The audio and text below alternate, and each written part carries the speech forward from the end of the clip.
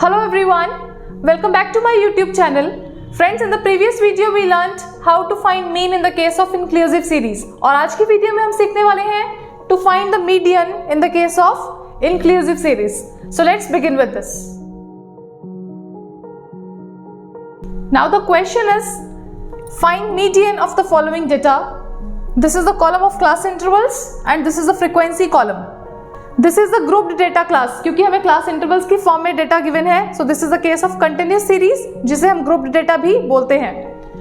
Since there is lack of continuity in the intervals, क्योंकि जहां पर ये first interval end हुआ, next interval is beginning from the another value, so there is lack of continuity. That is why this is the case of inclusive series. और इसे हम solve करने के लिए पहले कन्वर्ट करते हैं always into an exclusive series and then we proceed further. तो पहले आपको सभी क्लास इंटरवल्स को कन्वर्ट करना पड़ेगा and then you will begin with the median process. And I have discussed in the previous video कि आपको एक्सक्लूसिव फॉर्म में कन्वर्ट कैसे करना है.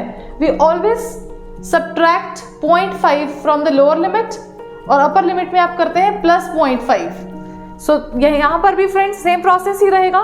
तो आइए पहले इसको कन्वर्ट करते हैं एक्सक्लूसिव फॉर्म में and then we will find out its median.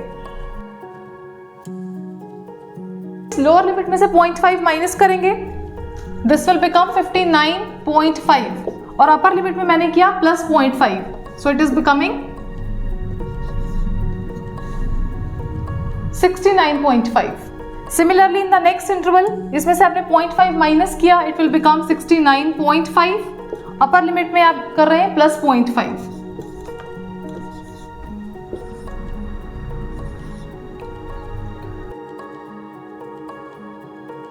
Friends, मैंने सभी क्लास इंटरवल्स को कन्वर्ट कर लिया है and clearly you can see जो पहले लैक ऑफ कंटिन्यूटी था, now all the class intervals they are in the continuous form. जहां पर मेरा फर्स्ट इंटरवल एंड हो रहा है, मेरा नेक्स्ट क्लास इंटरवल उसी सेम नंबर से बिगिन होगा.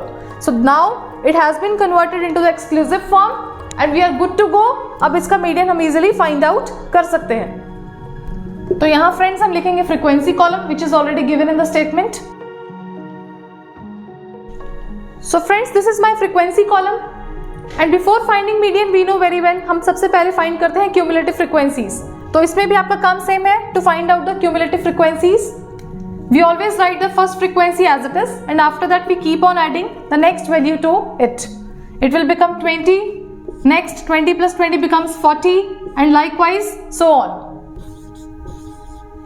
So this is the column of cumulative frequencies and we know very well friends, जो cumulative frequency की last value होती है, that is always equal to summation f, sum total of all frequencies. We know very well your last cumulative frequency is always equal to the sum total of all frequencies. जब आप इनका सबका sum total करेंगे, you will find कि इसकी value भी 98 आ रही है, which is equal to the last value of cumulative frequency column. This is the next step going to be to locate the median class. उसके लिए आपको फाइंड करना है size of n by 2th term. So I have calculated size of n by 2th term. n की value 98 थी, divided by 2 किया, you are getting 49. So you will locate n by 2 in the cumulative frequency column friends. Cumulative frequency column को observe करें, 40 तो इस value से छोटा है. So you will pick up the next greater value, which means this is the required class interval. This is my selected median class. Your median will be belonging to this class interval. This is how we always locate the median class. n by 2 की value को आपको cumulative frequency column में locate करना है. क्योंकि 40 छोटा है, you will leave this interval. आप उससे just next greater value को pick करेंगे and you will mark it as a median class. And now you will use the formula of median.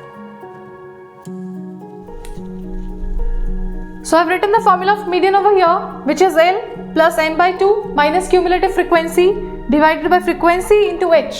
जहाँ पर friends L है selected class interval का lower limit, n by 2 we have already calculated, 49 is the value. Cumulative frequency friends हमेशा preceding class का ही consider करते हैं. This we have already discussed जब हमने median बहुत डिटेल में किया था. So cumulative frequency आप selected class interval से एक पहले वाला लेंगे. Frequency you always take off the corresponding class interval. And h is the length of class interval, which means upper limit minus lower limit. इनका जो भी gap आता है length, that is called h. Now we have all the values friends, one by one. Let's insert in the formula and then get the value of median from there. So I have inserted all the values in this formula. अब इसको simplify करेंगे. So finally we have 89.5 plus 3. जिसे आप solve करेंगे friends, you will be getting 92.5. This is the required median value. I hope friends you have got the logic how to solve median in the case of inclusive series. कैसे आप पहले उसको exclusive form में convert करेंगे and then you will use the process of finding median. If you are watching my video for the first time, don't forget to press the subscribe button. अगर आपको video पसंद आए इसे आगे ज़्यादा से ज़्यादा फॉरवर्ड करिए, शेयर करिए, do like it. I'll meet you in the next video. Till then, stay happy, stay tuned. Thank you for watching.